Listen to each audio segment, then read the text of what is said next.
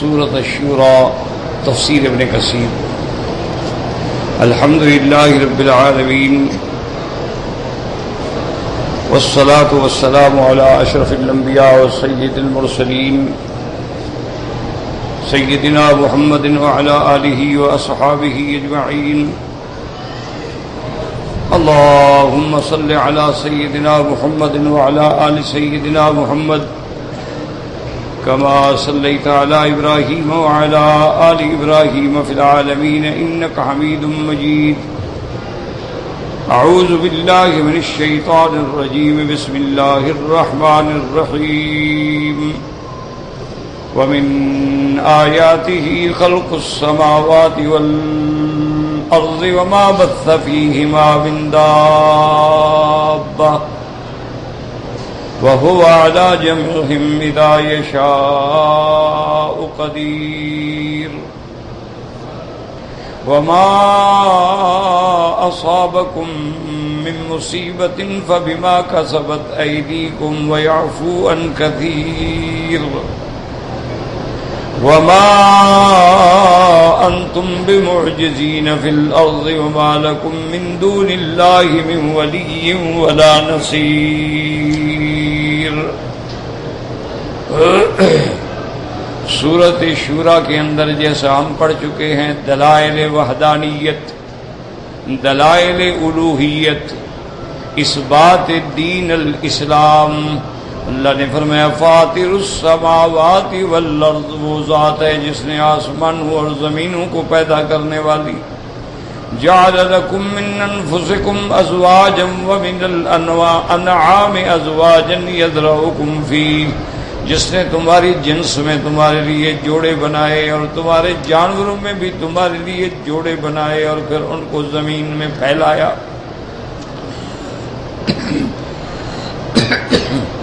لیس کمثلہ شیء، وہ ذات جس نے ہر چیز کا جوڑا بنایا ہے خود جوڑے سے پاک ہے، اس کی کوئی مثال نہیں۔ وہ واحد ہے، وہ احد ہے، وہ صمد ہے۔ لیس کمثلہ شیء، نہ اس کی ذات کی کوئی مثل، نہ اس کی صفات کی کوئی مثل ہے۔ لا مثل له ولا مثال له ولا مثيل له ولا ضد له ولا ند له وهو السميع البصير۔ اور وہی سب کی باتیں، سب کی درخواستیں سننے والا، البصیر سب کے احوال کو دیکھنے اور جاننے والا۔ لہ مقالید السماوات والارض یبسط الرزق لمن یشاء ویقدر، اسی ہی کے پاس ہیں آسمانوں اور زمینوں کے خزانے کی چابیاں۔ یبسط الرزق، بڑھا دیتے ہیں رزق جس کا چاہیں اور جس کا چاہیں گھٹا دیتے ہیں۔ انہ بکل شیء علیم، وہ ہر چیز کے جاننے والے، ایسے نہیں گھٹا دیتے۔ جس کے بڑھانے میں حکمت ہے بڑھا دیتے ہیں، جس کے گھٹانے میں حکمت ہے گھٹا دیتے ہیں۔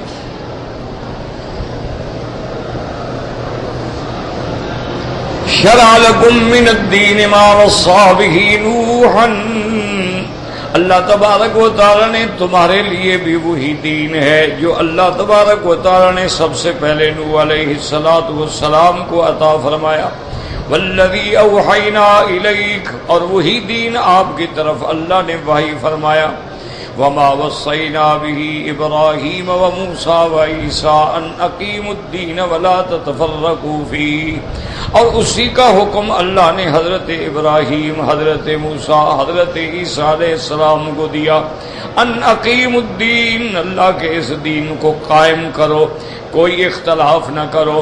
اس میں ہمیں یہ سبق ملا کہ دین ہمیشہ ایک ہے، اسلام ہمیشہ ایک ہے، اصول ہمیشہ ایک ہیں، لیکن ہر پیغمبر کی شریعت ان کے حالات کے مطابق اللہ تبارک و تعالی نے عطا فرمائی۔ البتہ جو دین کی بنیاد ہے یعنی توحید، عقیدہ نبوت و رسالت اور قیامت، وہ سب ایک۔ کبر علی المشرکین ما تدعوہم الیہ، اللہ نے فرمایا میرے محبوب کافروں اور مشرکوں کو بڑی بھاری گزرتی ہے وہ دعوت جس کی طرف آپ پکارتے ہیں، آپ ان کو جو توحید کی طرف بلاتے ہیں ان کے لیے یہ بڑا بوجھ ہے۔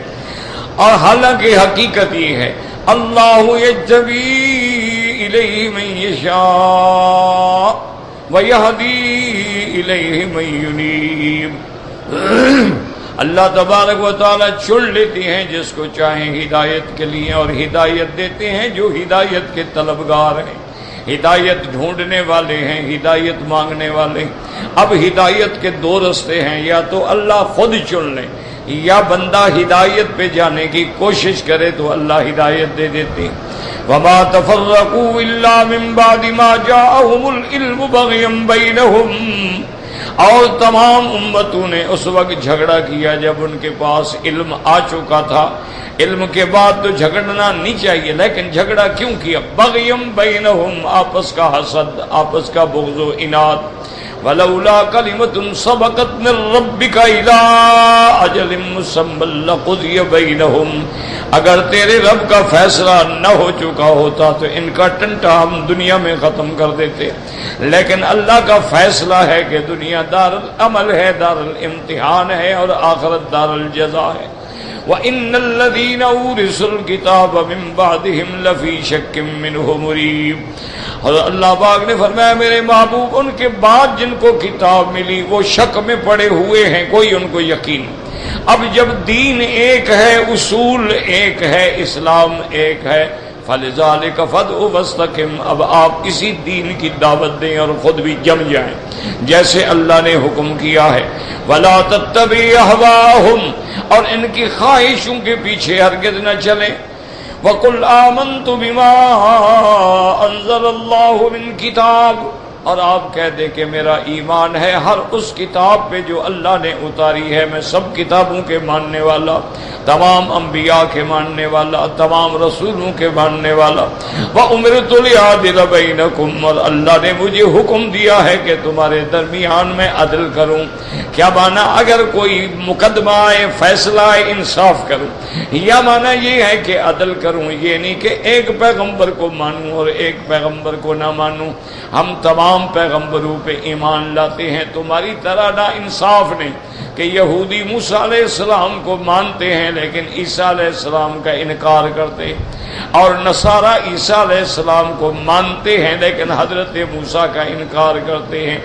لیکن یہ امت محمد مصطفیٰ ہے کہ ہم حضرت آدم سے لے کر حضرت عیسیٰ تک تمام پیغمبروں پہ ہمارا ایمان ہے۔ اللہ ربنا و ربکم، وہی ہمارا رب ہے اور وہی تمہارا رب ہے۔ لنا اعمالنا ولکم اعمالکم، ہم سے ہمارے اعمال کے مطابق سوال ہوگا، تمہیں تمہارے اعمال مبارک۔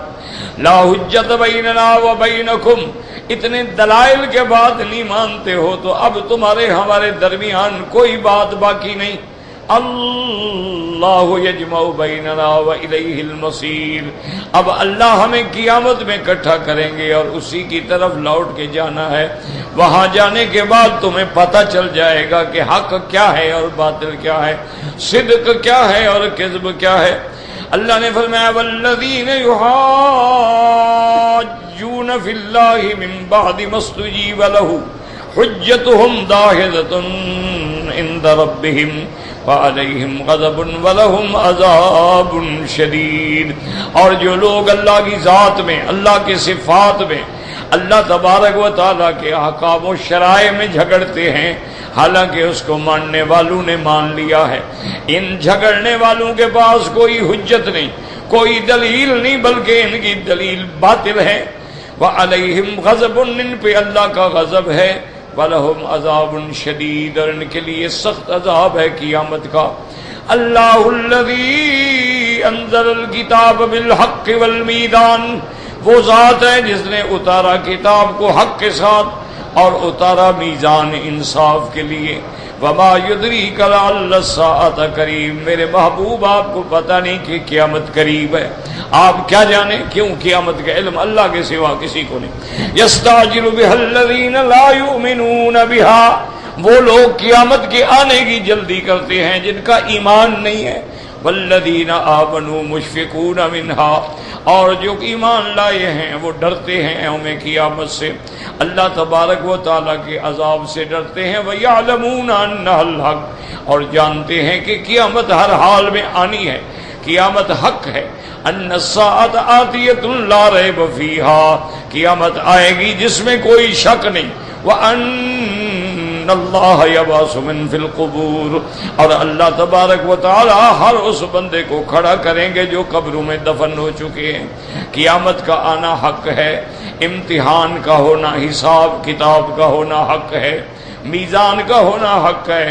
اس لیے میرے آقا محبوب دو عالم رحمت دو عالم صلی اللہ علیہ وسلم صبح کو جب نظر اٹھتی تو آپ ہمیشہ فرمایا کرتے تھے اللہم انت الحق، میرا اللہ تیری ذات حق ہے، ووعدک الحق، تیرا وعدہ بھی حق ہے، ولقاؤک حقا، تیرے ساتھ ملنا بھی حق ہے، والجنت حق والنار حق والساعۃ حق والنبیون حق ومحمد حق، میرا اللہ قیامت بھی حق ہے، جنت دوزخ بھی حق ہے، محمد مصطفیٰ کی نبوت اور رسالت بھی حق ہے، حضور صلی اللہ علیہ وسلم۔ یاد رکھو جس طرح امت پہ لازم ہے کہ وہ میرے مدنی پہ ایمان لائیں، اسی طرح میرے مدنی کو بھی اپنی نبوت پہ ایمان لانا لازم ہے۔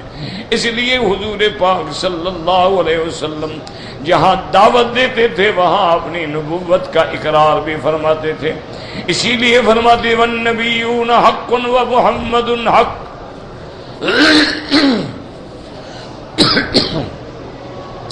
اس کے بعد تنبیہ فرماتی الا ان الذین یمارون فی الساعۃ لفی ضلال بعید، اللہ نے فرمایا میرے محبوب ان کو تنبیہ کریں کہ خبردار، جو قیامت میں شک کرتے ہو تم بہت دور گمراہی میں جا پڑے ہو، صبح شام رات دن کا تبدل دیکھتے ہو، ابھی دن ختم ہو گیا رات آ گئی ہے، پھر رات ختم ہو گئی دن آ جائے گا، تو جو اس تبدیلی پہ قادر ہے وہ اس دنیا کو فنا کرنے پہ بھی قادر ہے اور عالم آخرت کو وجود میں لانے پہ بھی قادر ہے۔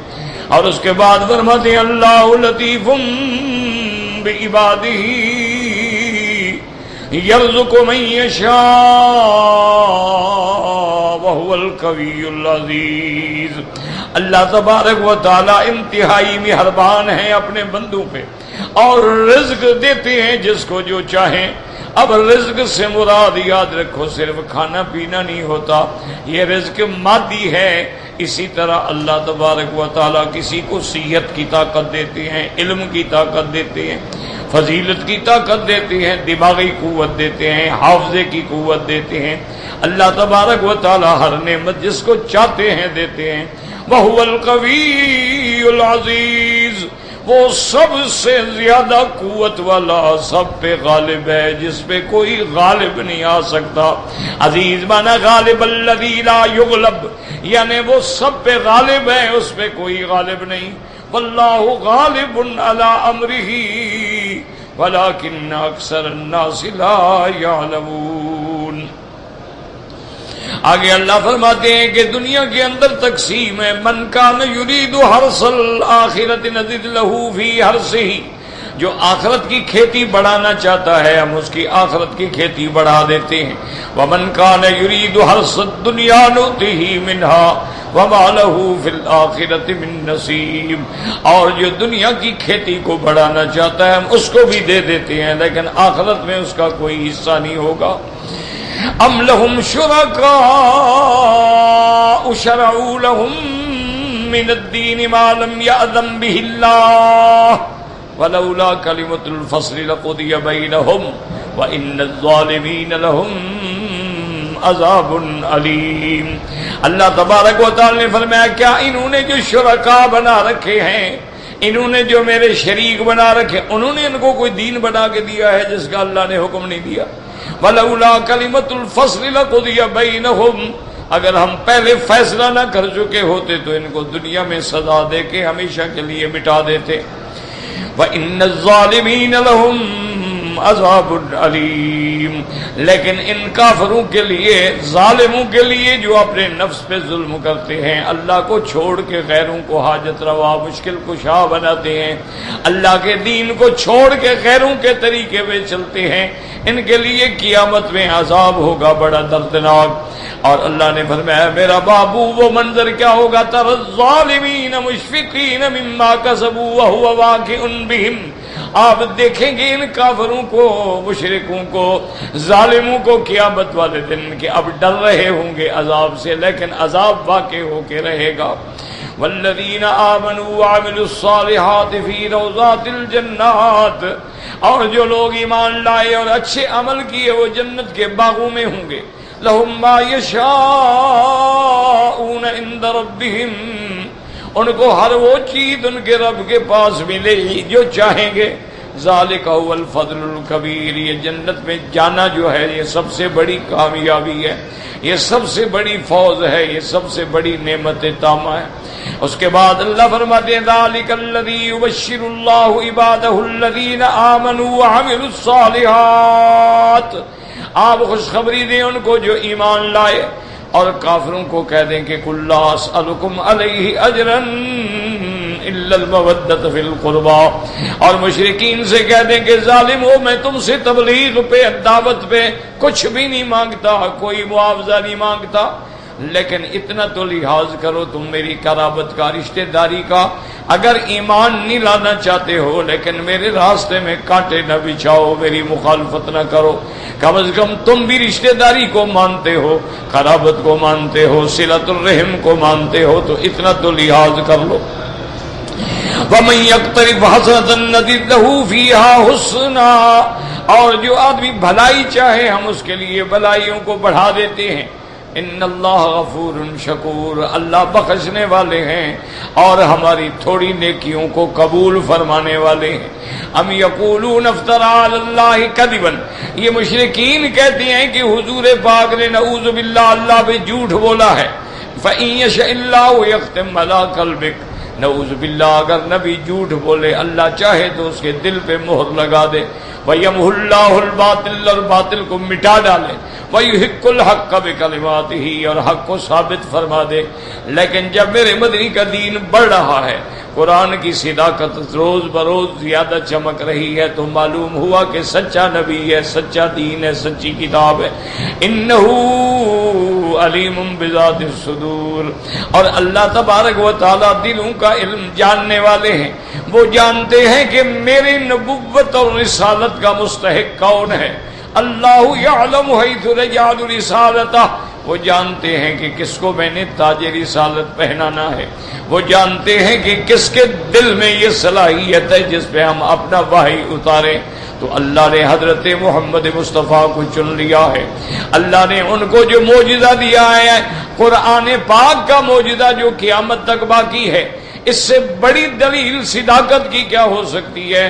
وہ کتاب 1400 سال پہلے بھی معجزہ تھی اور آج بھی وہ معجزہ ہے. نہ اس وقت کوئی مقابلہ کر سکا، نہ آج کوئی قرآن کے مقابلے پہ آ سکتا ہے. اللہ تبارک و تعالی نے یہ ساری نعمتیں بیان کرنے کے بعد فرمایا وَهُوَ الَّذِي يَقْبَلُ التَّوْبَةَ عَنْ عِبَادِهِ.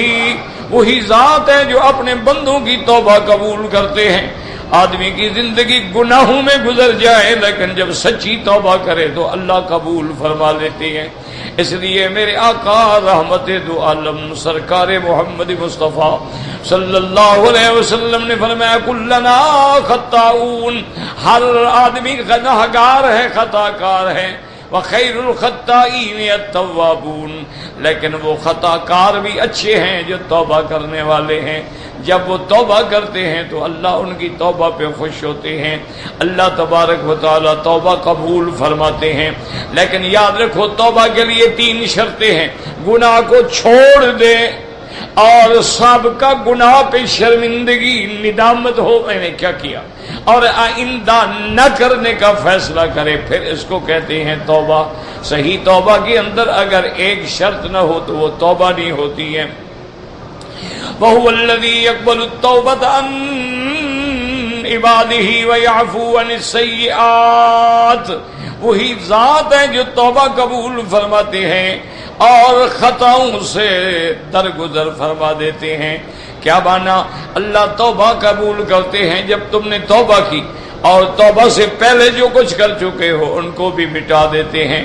اور بعض علماء نے فرمایا کہ بڑے گناہ تو توبہ سے مٹ جاتے ہیں، اور چھوٹے جو ہیں تیرے وہ اعمال صالحہ سے اللہ مٹا دیتے ہیں۔ ان الحسنات یذھبن السیئات ذالک ذکریٰ للذاکرین۔ حدیث میں آتا ہے جب بندہ وضو کرتا ہے، ہاتھ دھوتا ہے تو ہاتھوں کے گناہ جھڑ جاتے ہیں، جب کلی کرتا ہے تو منہ کے گناہ جھڑ جاتے ہیں، جب چہرہ دھوتا ہے تو چہرے کے گناہ جھڑ جاتے ہیں، اور جب وضو کر کے فارغ ہوتا ہے تو سارے صغائر گھر جاتے ہیں۔ اور پھر اللہ کے دربار پہ حاضر ہو کے جب 2 رکعات پڑھتا ہے اللہ درجات کی بلندی فرما دیتی ہے۔ اور فرمایا وَيَعْفُو عَنِ السَّيِّئَاتِ وَيَعْلَمُ مَا تَفْعَلُونَ، اور اللہ جانتے ہیں جو کرتے ہو۔ کیا مانا؟ تم دھوکہ نہیں دے سکتے کہ ظاہری توبہ کر لو اندر وہی نہیں، اللہ سب جانتے ہیں کہ تم دل سے توبہ کر رہے ہو یا مکر کر رہے ہو، تم سچی توبہ کر رہے ہو یا جھوٹ بول رہے ہو۔ وَيَسْتَجِيبُ الَّذِينَ آمَنُوا وَعَمِلُوا الصَّالِحَاتِ وَيَزِيدُهُم مِّن فَضْلِهِ، اور اللہ درخواستیں اور دعائیں قبول کرتے ہیں ان لوگوں کی جو ایمان لے آئے، جنہوں نے عمل کیے اچھے۔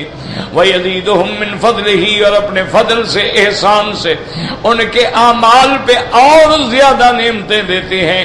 کیا مانا؟ ایک نیکی کو 10 گنا بڑھا دیتے ہیں۔ تم 5 نمازیں پڑھتے ہو لیکن اللہ 50 نمازیں لکھتے ہیں۔ من جاء بالحسنۃ فلہ عشر امثالھا، اسی طرح کبھی اللہ تبارک و تعالی 700 گنا بڑھا دیتے ہیں۔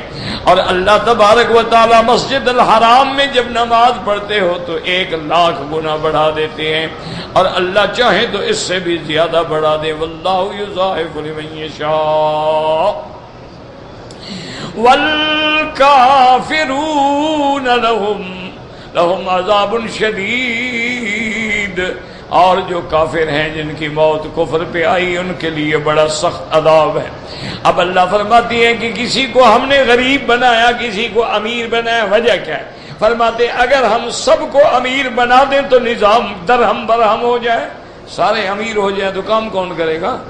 سارے امیر ہو جائیں تو مکان کون بنائے گا؟ سارے امیر ہو جائیں تو گاڑیاں کون چلائے گا؟ سارے امیر ہو جائیں تو حرم میں صفائی کون کرے گا؟ تم تو عمرے پہ آئے ہو نا۔ اللہ کا ایک نظام ہے، ایک آدمی صفائی کر رہا ہے، ایک آدمی اس کو تنخواہ دے رہا ہے۔ وَلَوْ بَسَطَ اللَّهُ الرِّزْقَ لِعِبَادِهِ لَبَغَوْا فِي الْأَرْضِ، اگر اللہ اپنے بندوں کو سب کو رزق بڑھا دے تو زمین میں تماشا بنا دے، فساد کر دے۔ وَلَٰكِن يُنَزِّلُ بِقَدْرٍ مَّا يَشَاءُ، لیکن اللہ اتنا اتارتے ہیں جتنا چاہتے ہیں۔ اِنَّهُ بِعِبَادِهِ خَبِيرٌ بَصِيرٌ، وہ اپنے بندوں کے احوال کو جاننے والے ہیں، دیکھنے والے ہیں۔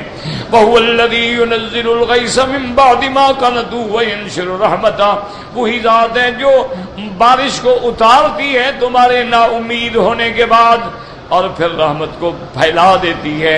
وَهُوَ الْوَلِيُّ الْحَمِيدُ، وہی کارساز ہے، وہی قابل حمد و ثنا ہے۔ اللہ فرماتا ہے جب تم مایوس ہو جاتے ہو تو میری رحمت آ جاتی۔ مولا اب ہم بھی اپنے حالات سے اور عالم اسلام کے حالات سے مایوس ہو گئے، اب رحمت نازل فرما، تیری رحمت کے بغیر اب کوئی نہیں بچ سکتا۔ اب آگے اللہ تبارک و تعالی نے جو آج کے سبق میں بھی ہے دلائل بھی آنسا، وَمِنْ آيَاتِهِ خَلْقُ السَّمَاوَاتِ وَالْأَرْضِ وَمَا بَثَّ فِيهِمَا مِنْ دَابَّةٍ وَهُوَ عَلَى جَمْعِهِمْ إِذَا يَشَاءُ قَدِيرٌ۔ اللہ نے فرمایا میری قدرت، میری الوہیت، وحدانیت، قدرت کاملہ کی دلیل آسمانوں اور زمینوں کا پیدا کرنا، یہ سب سے بڑی دلیل ہے کہ اللہ نے فرمایا کہ جب آسمانوں پہ نظر ڈالو زمین پہ تو اس کو کس نے پیدا کیا؟ دیکھیں نا آج دنیا میں لوگ ہیں جو سورج کی پوجا کرتے ہیں کیا وہ ثابت کر سکتے ہیں آسمان زمین سورج نے بنائے ہیں؟ وہ تو خود محتاج ہے آسمان زمین کا. اگر آسمان نہ ہوں تو سورج کی گردش کہاں ہو؟ اگر بروج نہ ہوں، اگر سیارات نہ ہوں تو چاند کا مدار کیسے بنے؟ وہ تو خود محتاج ہے. اگر کوئی دعویٰ کرے کہ نہیں جناب یہ سب کچھ ملائکہ نے بنایا ہے، تو ملائکہ تو خود مخلوق ہے، اور ملائکہ کا تو یہ عالم ہے کہ لا یعصون اللہ ما امرہم ویفعلون ما یؤمرون، وہ اللہ کی نافرمانی نہیں کرتے، جو اللہ حکم دیتے وہی کرتے. وہ تو اللہ کے حکم کے بغیر آسمانوں سے نیچے اتر ہی نہیں سکتے. زمین آسمان کیسے بنائیں گے؟ وہ تو پابند ہیں. اللہ نے حکم دیا آدم کو سجدہ کرو، سب سجدے میں گر گئے، تو انہوں نے بھی نہیں بنایا. اچھا اب اگر کوئی کہے کہ انبیاء نے بنایا ہے تو کس نبی نے؟ حضرت آدم نے. آدم علیہ السلام سے تو پہلے آسمان زمین بن چکے تھے، ابھی آدم پیدا بھی نہیں ہوئے تھے. آدم علیہ السلام تو پیدا ہی بعد میں ہوئے. اچھا اور آدم علیہ السلام کے پیدا ہونے سے کئی سال پہلے اللہ نے جن پیدا فرمائے اور جنوں کو زمین میں بھیجا، جنہوں نے آگے فساد بچایا، پھر اللہ نے فرشتے بھیج کے ان کو سزا دی. آدم تو بہت بعد میں پیدا ہوا. اگر کوئی شخص کہتا ہے جی کہ فلاں بزرگ نے آسمان زمین بنائے ہیں، وہ تو اپنی قبر کی جگہ کا بھی محتاج ہے، تو آسمان زمین کیسے بنائے گا؟ اس لیے یاد رکھیں کہ یہ سب سے بڑی نشانی ہے کہ اس کی ذات وہ ہے جس نے آسمانوں اور زمینوں کو پیدا کیا، اور جو ان کے پیدا کرنے والا ہے وہی الہ ہے، وہی خدا ہے، وہی حاجت روا ہے، وہی مشکل کشا. اب دیکھیں نا جی کہ ہزاروں سال گزر گئے، آج تک دنیا کا جدید علم جو ہے وہ یہ فیصلہ بھی نہیں کر سکا کہ پہلا آسمان کس چیز سے بنا ہے. مادہ کیا ہے؟ لوہے کا ہے، پیتل کا ہے، چاندی کا ہے، کیا ہے؟ دوسرا آسمان کس چیز سے بنا ہے؟ 7 آسمان جو اللہ نے پیدا فرمائے، 7 سماوات طباقا، ایک دوسرے کے اوپر ہیں، یہ کس چیز سے بنے ہو؟ تو یہ بھی نہیں بتا. اللہ نے 7 زمینیں پیدا کی ہیں، ان کو تو یہ بھی پتا نہیں کہ اس زمین کے نیچے دوسری زمین کہاں ہے. آج جتنی جدید سائنس ہے انہوں نے زمینوں کو کھودا ہے، ڈائمنڈ نکالنے کے لیے، پٹرول نکالنے کے لیے، معدنیات نکالنے کے لیے میلوں تک نیچے چلے گئے ہیں. لیکن نیچے جانے کے بعد وہ خود اقرار کرتے ہیں کہ ایک ایسا غلاف حجری ہے، ایک ایسی نیچے پتھر کی یعنی پلیٹ آ جاتی ہے کہ جس کو توڑنے کا امکان ہی نہیں. وہاں ہماری ہر مشین بیکار ہو جائے. اس کے نیچے کیا ہوگا نہیں کوئی پتہ. اچھا اسی طرح یہ تمہارے جدید علم والے اور جدید جہاز اور میزائل اور راکٹ اور ایٹم بنانے والے لوگ جو ہیں، ابھی تک برمودا اینگل جو ہے وہ ایک جگہ ہے، وہاں خدا کی قدرت ہے کہ جو چیز جائے، بحری جہاز جائے اس میں غرق ہو جاتا ہے، ہوائی جہاز اوپر سے گزرے وہ بھی گر کے کہاں جاتا ہے اس کو آج تک یہ نہیں ڈھونڈ سکے.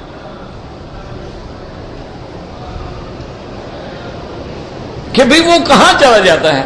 اچھا انہوں نے اسپیشل جہاز تیار کیے اسی مقصد کے لیے، اس میں جدید آلات، جدید کیمرے، جدید لینز، جدید دوربین اور جدید چیزیں ساری، کہ وہاں جا کر چلو اگر جہاز غرق ہو جائے لیکن ہمیں فوٹو بھیجتے، ہمیں رپورٹ تو دے دے کہ نیچے کیا بلا ہے. وہ جہاز گئے غرق ہو گئے، رپورٹ کیا پتہ ہی نہیں لگا کہاں گئے. تو تمہیں تو اس بات کا بھی پتہ نہیں. تو اس لیے اللہ تبارک و تعالیٰ فرماتے ہیں کہ میری سب سے بڑی دلیل یہ ہے کہ خالق ہے.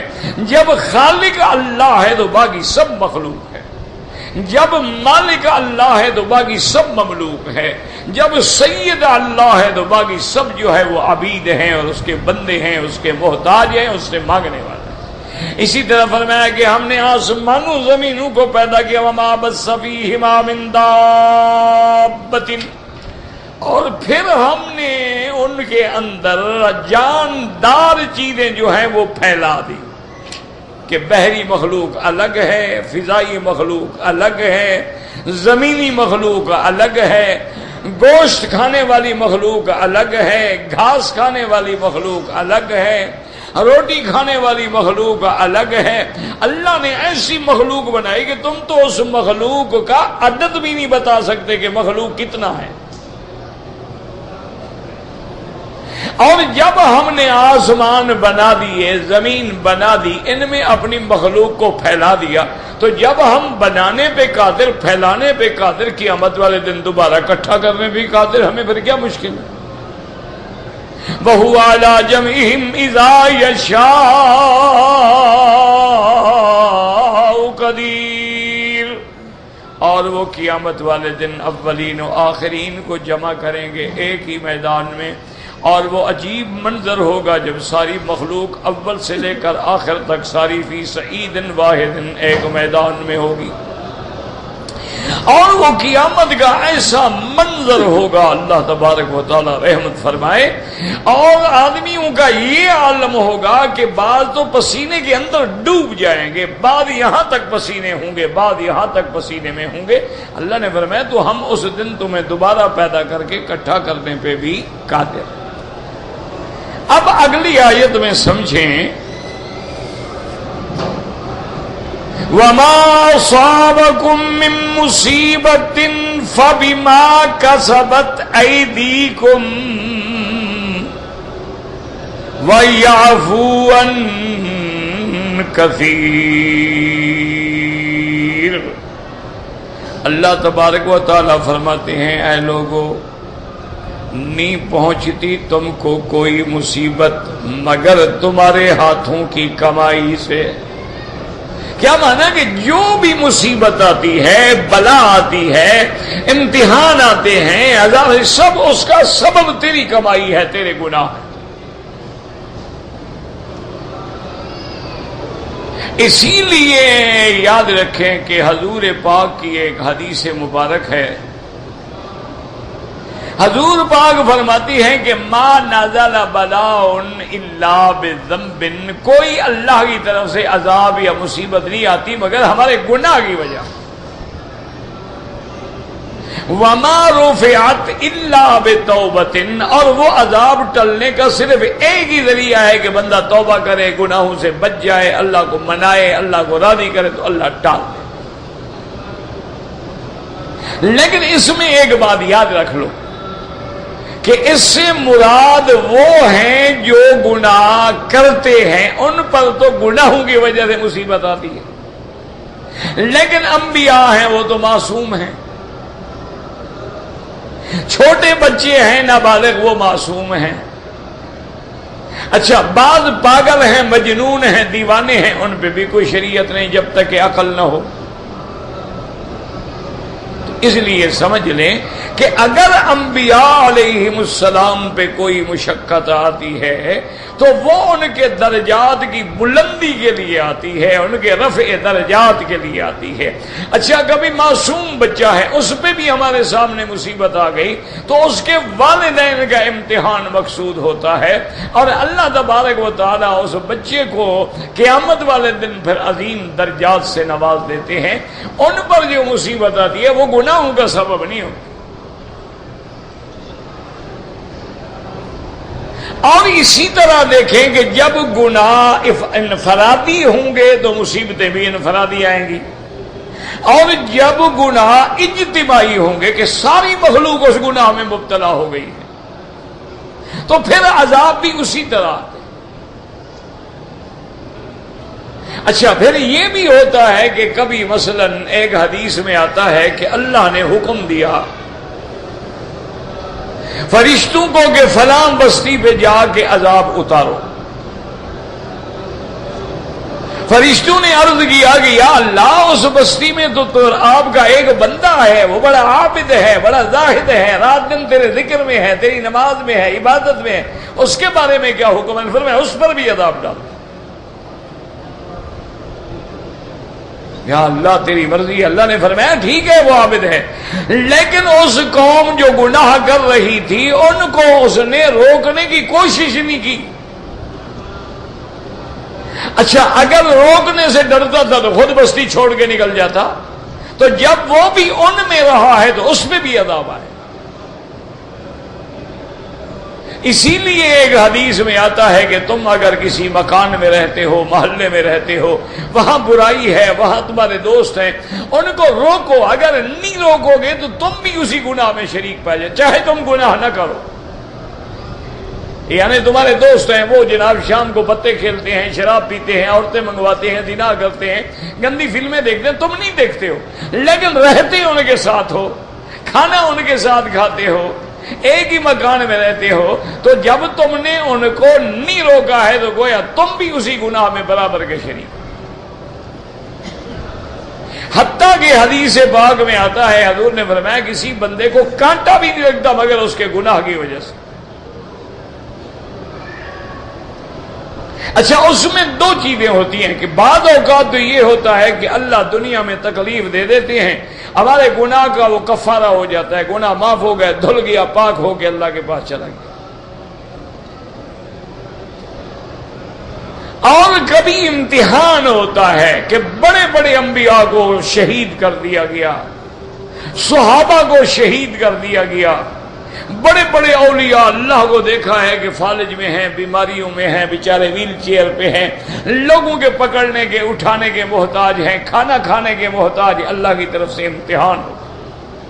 جیسے حضرت یعقوب علیہ السلام پہ امتحان آیا، حضرت ایوب علیہ السلام پہ امتحان آیا، حضرت نوح علیہ السلام پہ امتحان آیا، حضرت یونس علیہ السلام پہ امتحان آیا، تو اللہ والوں پہ امتحان ہوتا۔ اچھا بعض علماء کہتے ہیں یاد رکھو کہ قرآن کا یہ حکم جو ہے برحق ہے، وہ کہتے ہیں ظاہری عذاب ہے یا ظاہری بیماری ہے، مثلا ایک آدمی پیٹ میں تکلیف ہو گئی، اس کا سبب بھی تم ہو، لازماً تم نے کوئی غلط چیز کھائی، وہ سبب بنی تیری بیماری کا، ایسے بیماری نہیں آتی۔ اسی لیے محاورہ ہے نا کہ الوقایۃ خیر من العلاج، کہ علاج کرانے سے پہلے حفظ ما تقدم کرو، جو چیزیں نقصان ہے ان کے قریب نہ جاؤ۔ ایک چیز ہے مثلا ایک شوگر والا آدمی ہے، میٹھا نقصان پہنچاتا ہے، نہ کھائے۔ اچھا بعض لوگ ایسے ہوتے ہیں بیچارے کہ جن کو ٹھنڈی چیزیں نقصان دیتی ہیں، نہ کھاؤ۔ بعض لوگ ایسے ہوتے ہیں جن کو گرم چیز نقصان پہنچ جاتی ہے، چھوڑ دو۔ تو اس کے بھی ہم خود ذمہ دار۔ اسی طرح گناہوں کی وجہ سے بھی عذاب آتے ہیں۔ اچھا انبیاء پر کبھی یہ بھی ہوتا ہے کہ ترک اولا ہو جاتا ہے، کہ مثلا ابراہیم علیہ السلام کو حضرت اسماعیل سے بڑا پیار تھا، بے انتہا محبت تھی، کیونکہ پہلی اولاد ہے اسماعیل علیہ السلام، تو ہر وقت ابراہیم علیہ السلام اس کو اٹھاتے اور ساتھ رکھتے اور پیار کرتے۔ اللہ تبارک و تعالیٰ کو یہ بات جو ہے اس کے حضرت ابراہیم کے خلیل میرے ہو اور غیروں سے محبت کرتے ہو، جاؤ بیوی بچے کو چھوڑاؤ جنگل میں۔ امتحان آ گیا۔ حالانکہ اپنی اولاد سے محبت کرنا کوئی بری بات نہیں ہوتی، اولاد سے محبت کرنی چاہیے، لیکن محبت جب حد سے بڑھنا شروع ہو جائے تو پھر اللہ کو قبول نہیں ہوتا۔ اسی طریقے سے کبھی کبھی کسی بندے سے ترک اولا ہو جاتا ہے، یعنی وہ گناہ نہیں ہوا لیکن افضل تھا کہ نہ ہوتا، کیونکہ جتنا شان بڑی ہوتی ہے وہاں چھوٹی سی غلطی بھی بڑی ہو جاتی۔ اب دیکھیں نا، موسیٰ علیہ السلام سے کسی نے پوچھا، آپ خطبہ دے رہے تھے، اس نے پوچھا کہ اس وقت زمین پہ آپ سے کوئی بڑا عالم ہے؟ آپ نے فرمایا نہیں۔ حالانکہ غلط بات تو نہیں ہے، آپ نبی ہیں، آپ رسول ہیں، آپ کلیم اللہ ہیں، اس وقت کون بڑا عالم تھا موسیٰ علیہ السلام سے؟ لیکن اللہ کو یہ جواب گوارا نہ ہوا۔ نے فرمایا تم نے ایسا کیوں کہا؟ تم کہتے اللہ عالم، اللہ جانتا ہے، ہو سکتا ہے کوئی ہو۔ اب تم نے یہ کہہ دیا ہے تو چلو امتحان شروع۔ اب جناب ایک ٹوکری اٹھاؤ، اس میں ایک مچھلی رکھو اور چل پڑو سمندر کے کنارے، جہاں وہ مچھلی بھاگ کے پانی میں چلی جائے، راستہ بن جائے، وہیں جاؤ، آگے ایک بندہ ہوگا، اس سے جا کے سبق پڑھو۔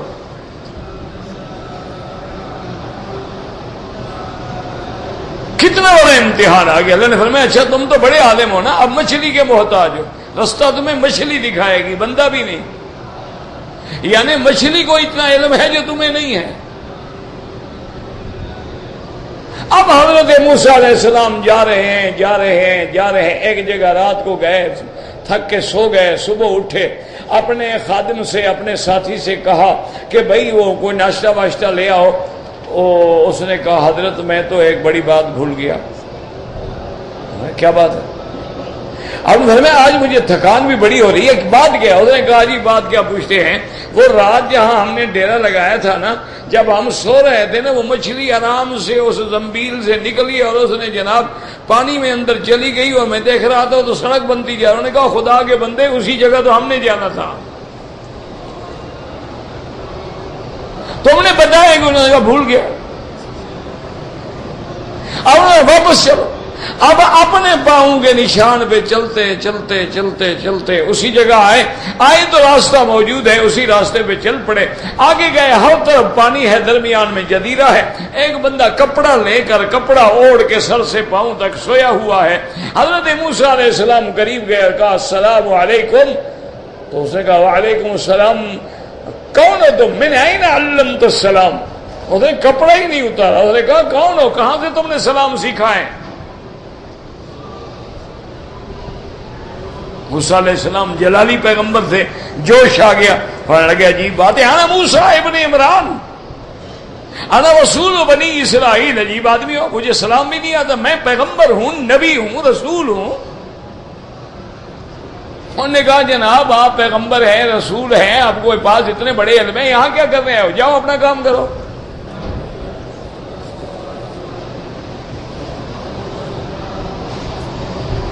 اب موسیٰ علیہ السلام نے کہا ابھی اب بات بگڑتی ہے. انہوں نے کہا میں تو اسی لیے آیا ہوں کہ حل تو علمنی مما علمت رشدا.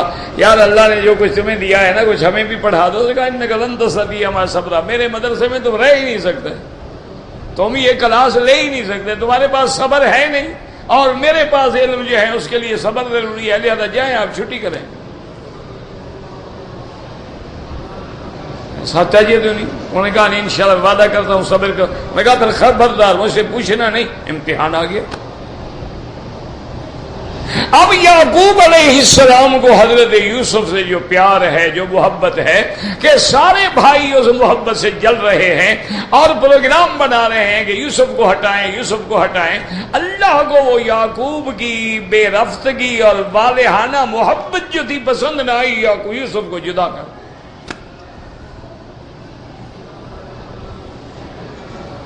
کہ اچھا میرے نبی محبت میرے ساتھ اور پھر اولاد سے اتنے قریب ہو گئے. تو اس لیے جب بھی امتحان آتا ہے, بڑے شان والوں سے گناہ نہیں ہوتا, لیکن ان کی شان کے مطابق. اب دیکھو نا, ایک ولی اللہ کی تہجد رہ جائے, سارا دن روتے ہیں کہ بھائی کوئی غلطی ہو گئی, کوئی گناہ ہو گیا, رات اللہ نے مجھے نماز سے محروم کر دیا, اور میرے تیرے جیسے فرض نماز بھی نہیں پڑھتے, سگریٹ لے کے باہر کھڑے ہوئے, حرم شریف کے آئے, عمرے پہ ہیں ماشاءاللہ, وہاں دیسی پیتے تھے, یہاں ولیتی سگریٹ پیتے ہیں. عمرہ قبول ہونے کی علامتیں ہیں.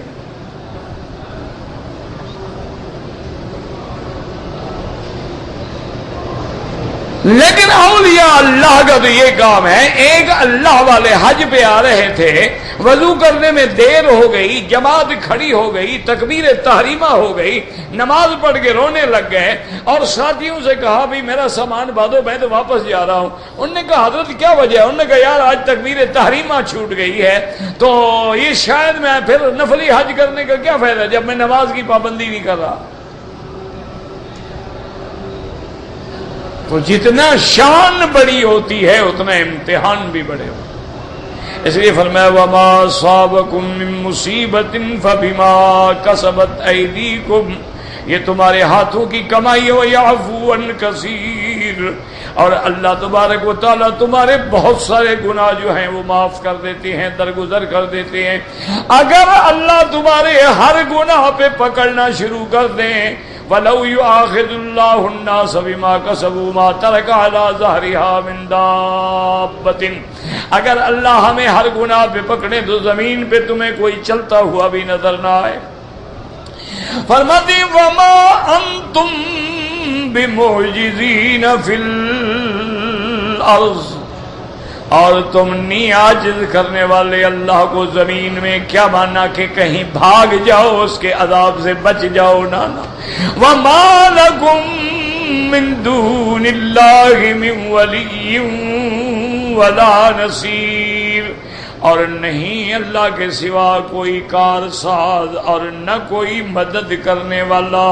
اللہ کے سوا کوئی تمہیں نہ بچا سکتا ہے نہ مدد کر سکتا ہے. تو اس لیے یاد رکھیں، آج بھی جن ملکوں میں صحیح حدیث میں آتا ہے کہ جس ملک میں زنا عام ہو جائے، جس ملک میں زنا عام ہو جائے، فحاشی عام ہو جائے، عریانی عام ہو جائے، وہاں اللہ دو عذاب بھیجتے ہیں، ایک قحط کا عذاب، ایک قتل کا عذاب، کہ ایک دوسرے کو قتل کرنا چاہیے.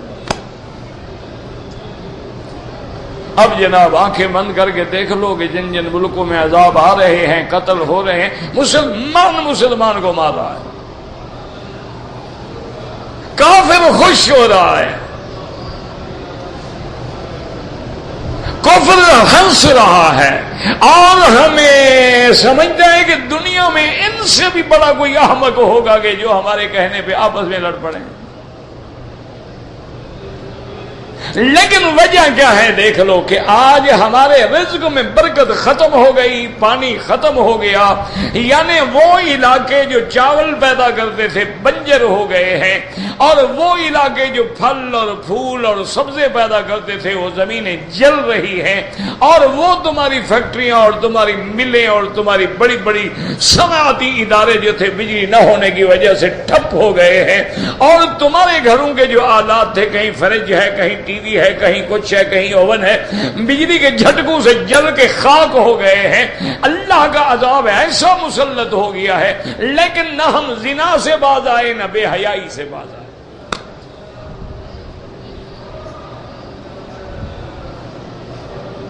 اس سے بڑا بے حیائی کا آپ نے منظر دیکھا ہوگا کہ باپ کے سامنے عورت ایسا لباس پہن کے کھڑی ہے کہ اس کا ایک ایک فگر جو ہے وہ چیخ رہا ہے. ماں باپ کے سامنے بیٹی جو ہے وہ کرکٹ کھیلنے جا رہی ہے، وہ ٹینس کھیلنے جا رہی ہے، وہ میراتھن ریس میں نکر پہن کے دوڑ رہی ہے، اور ماں باپ خوش ہو رہے ہیں کہ جناب ہماری بیٹی ونر ہے، جیت کے آ رہی ہے. تو پھر عذاب نہیں آئیں گے تو ہمارے اوپر پھول برسائے جائیں گے. اور یاد رکھو کوئی علاج نہیں، کوئی دنیا کا ملک تمہیں نہیں بچا سکتا جب تک اللہ کو راضی نہیں کرو. ایک ہی علاج ہے کہ پوری قوم گھروں سے نکل کے میدانوں میں اللہ کے آگے سجدہ ریز ہو جائے، نمازیں پڑھے اور توبہ کرے اور استغفار کرے، اور گناہوں کو چھوڑ دے، شراب چھوڑ دے، جوا چھوڑ دے، سود چھوڑ دے، بے حیائی چھوڑ دے، بسنت چھوڑ دے، پتنگ بازیاں چھوڑ دے، حرام کھانا چھوڑ دے، رشوت چھوڑ دے. ایک ہفتے کے اندر دیکھو انقلاب آ جائے گا، ساری دنیا تیرے پاؤں کی محتاج ہو. بہرحال تمہاری مرضی، ہم مولوی تو چیختے رہیں گے، چونکہ ہمیں تو دین کے نام پہ روٹی ملتی ہے، تو ہم تو چوکیدار ہیں نا، شور نہ مچائیں تو کیا کریں؟ ہم تو شور مچاتے رہیں گے، مانو تمہاری مرضی نہ مانو تمہاری مرضی. یہ تو قیامت میں نہیں کہو گے کہ ہمیں پتہ نہیں تھا، کسی نے کہا نہیں تھا.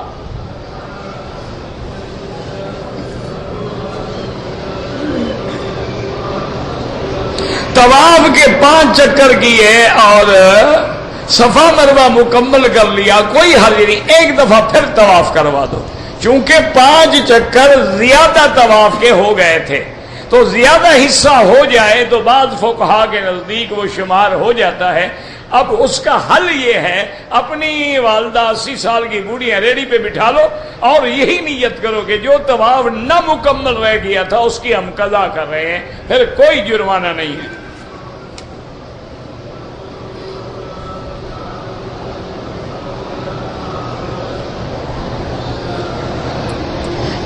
کہ ہمارے ملکوں میں عورت لڑکی جو ہے 12 سال کی بالغ ہو جاتی ہے. میرا بھائی بالغ ہونے کے بعد شادی ہو سکتی ہے، لیکن اگر اس میں سمجھ بوجھ نہیں ہے تو اس کو گھر میں مائیں ٹریننگ دیں. یہ ضروری حالات پر ہے. دیکھو نا، بعض لڑکیاں 12 سال میں بھی بڑی ماشاءاللہ جوان اور بعض 15 سال کی ویسی لگتی ہیں جیسے بیچاری 8 سال کی ہو. یہ تو حالات ہیں ہر کسی کے. بہرحال زمزم کے پانی میں کمی بیشی کا مجھے کوئی عند اللہ علم نہیں ہے. میرے قبرستان میں جو لوگ دفن ہیں ان سب کے لیے ایک عمرہ، سب کے لیے ایک عمرہ نہیں کر سکتے ہو، عمرہ اپنے لیے کرو، ان سب کے لیے دعا کر دو اللہ ان کے قبروں کو جنت بنا دے. حج ایک ایک کے لیے، عمرہ بھی ایک ایک کے لیے. یہ نہیں کہ ایک عمرہ کر کے سارے قبرستان والوں کو چھڑوا دو. ماشاءاللہ مسلمان ہیں نا جی، ہر بات میں ڈنڈی مارنا چاہتے ہیں. اللہ کے ساتھ بھی سودا کر رہا ہے نا کہ چھکا لگ جائے بس. بزرگ زندہ ہے، اس سے جا کے کہو کہ میرے لیے دعا کرو، بالکل کوئی منع نہیں. اگر وہ فوت ہو گئے ہیں پھر تم اللہ سے براہ راست.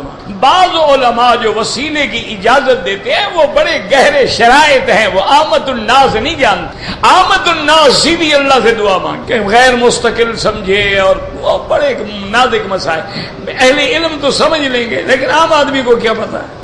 قبر والوں کو پکارنا شرک ہے، شرک اکبر ہے، چھوٹا موٹا شرک بھی نہیں. قبروں پر جائیں، زیارت کریں، وہاں سے عبرت پکڑیں کہ یا اللہ یہ تیرے بندے یہاں مٹی کے نیچے آ گئے، میں نے بھی تو یہی آنا ہے نا. فرمایا اللہ کے نبی خود زیارت جاتے تھے، آپ شہدائے احد زیارت فرماتے، آپ جنت البقیع الغرقد پہ زیارت کے لیے تشریف لے جاتے. یہ تعویذ دھاگے واگے باندھنا منع ہے، پڑھ کے دم کر لیا کرو. پیروں کے جو لوگ پاؤں پہ جھکتے ہیں بالکل حرام ہے. ہمارے یہاں لوگ پیروں کو دیتے ہیں، غریبوں کو نہیں دیتے، اسی لیے تو آج کا عذاب آیا ہوا ہے نا. فکر نہ کرو، ان کے پاس بھی کچھ نہیں رہے گا. یہ جو نہیں دے رہے ہیں نا ان کا بھی فکر نہ کرو، یوم الحساب قریب ہے. بابا جمعہ کے لیے امام ابو حنیفہ رحمت اللہ علیہ فرماتے ہیں کہ اتنا بڑا قصبہ ہو جس میں مارکیٹ ہو، دکانیں ہوں، ضروریات زندگی کی ہر چیز ملتی ہو، وہاں جمعہ ہو. اگر ہر چھوٹی بستی میں جمعہ ہے تو پھر جمعہ غیر جمعہ کا فرق کیا ہوا؟ نماز بھی ہر جگہ، جمعہ بھی ہر جگہ، تو پھر یہ کیا فائدہ ہوا کہ وہ جمعہ الگ چیز ہے، جامع الگ ہے اور غیر جامع الگ ہے. ہمارے یہاں ایک جگہ عید نماز پڑھتے ہیں، آبادی کو، جب آبادی کوئی نہیں تو عید نماز کون پڑھتا ہے؟ وہی 4 آدمی جو مسجد میں ہوتے ہیں. بڑی جگہ پہ جا کے عید پڑھو. اگر ایک آدمی جماعت سے رہ گیا، اپنی نماز پڑھے، ٹھیک ہے، پھر فاتحہ بھی پڑھے گا، سورت بھی پڑھے گا. وہ تو جب امام کے پیچھے ہو تو امام کی قرات مقتدی کی قرات ہے. ہمارے لوگ بڑے بڑے لمبے سفر کر کے پیروں کی قبر پہ جاتے ہیں، وہ منع ہے. یعنی آج کوئی آدمی یہ نیت کرے کہ میں حضرت عبد القادر جیلانی کی مزار کی زیارت پہ جانا چاہتا ہوں یا حضرت اجمیری کی قبر پہ زیارت کے لیے جا رہا ہوں، یہ منع ہے. لا تشد الرحال الا الى ثلاثه مساجد. اذان میں الصلاۃ والسلام بالکل بدعت ہے. میلاد النبی بالکل بدعت ہے.